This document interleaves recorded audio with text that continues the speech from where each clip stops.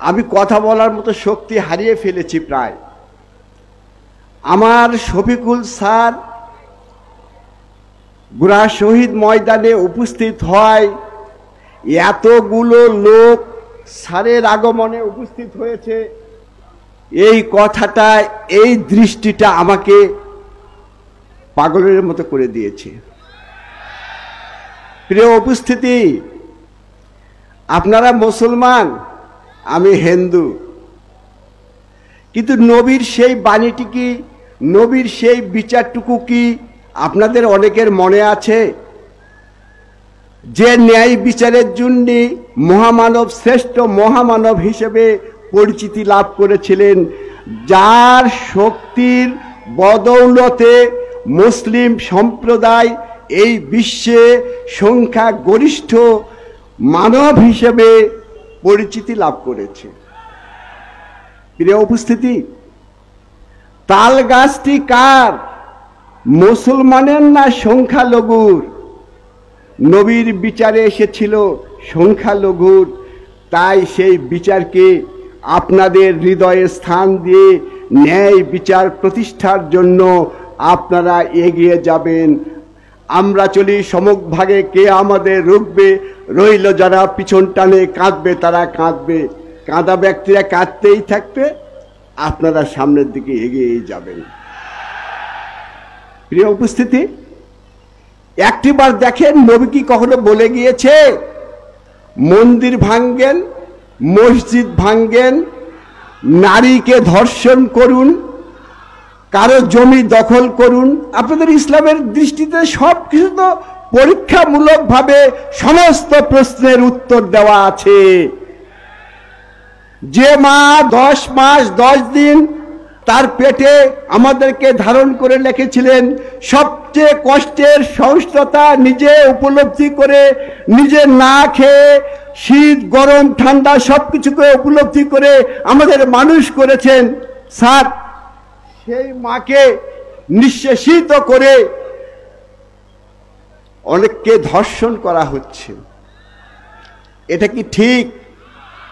নবী করিম কি বলে গিয়েছেন যে হিন্দুদের সম্পত্তি দখল করলেই আপনার বিরাট কিছু হবেন? সবার উপরে আছে একজন, তাহার উপরে কেউ নেই।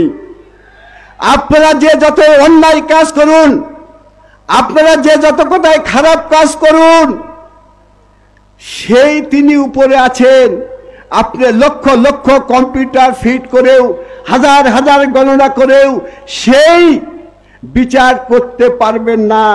কোটি কোটি মানুষের বিচার করার উপলব্ধি একমাত্র পরম করুণাময় স্রষ্টার আছে, তার উপর কারো নেই।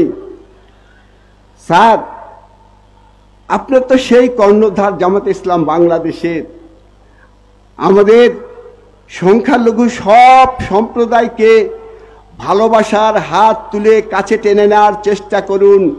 একবার ভালোবাসার দ্বার প্রান্তে পৌঁছে গেলে কেউ কোনো দিক ছুটে যাওয়ার মতো আর পথ পাবে না। স্যার,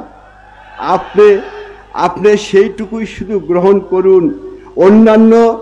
অন্যান্য রাজনীতিবিদরাও সেই কিছু গ্রহণ করবে।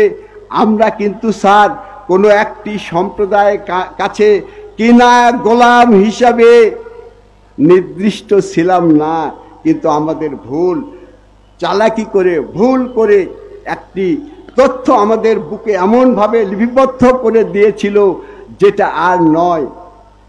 পরিশেষে শুধু এইটুকু কথাই বলবো, স্যার, এই কথাটুকু হলো, শেষ যার সব ভালো তার। স্যার, আপনার মহান দায়িত্ব এসেছে, এই মহান দায়িত্বকে সুসংগঠিত করে সমস্ত মানুষের ভালোবাসাটুকু আদায় করে নিন, ঈশ্বর আপনার মঙ্গল করবে।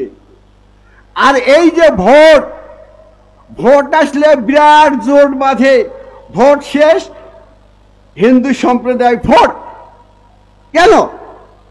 ভোটের পর এই যে প্রত্যেকটা ভোটের পর আমাদের সম্প্রদায়ের প্রতি কিছু অত্যাচার করা হয়, সবিনয় অনুরোধ স্যার, আপনি এইটুকু উপলব্ধি করবেন, ভোটের পর আমাদেরকে যেভাবে লাঞ্ছিত করা হয়, ওই সেই কুড়িগ্রামের জ্যোৎস্না, ওই সেই খুলনার এক মহিলা, তার গোটা দেহের ঝুঁকে ভরে গিয়েছিল।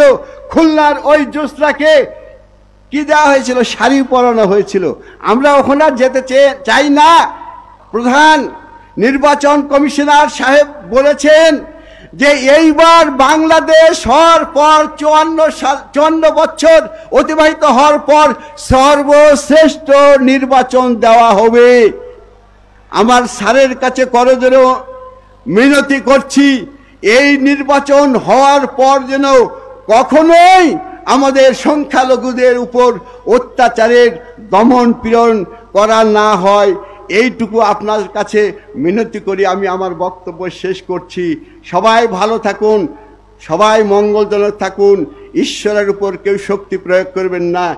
উনি সর্বশ্রেষ্ঠ, উনি সর্বজ্ঞানী, উনি সর্বক্ষমতার অধিকারী। সেই অধিকার থেকে তাকে কেউ বঞ্চিত করবেন না। আদাব স্যার, সমস্ত নেতৃবৃন্দকে আদাব, উপস্থিতিদের আদাব। ভালো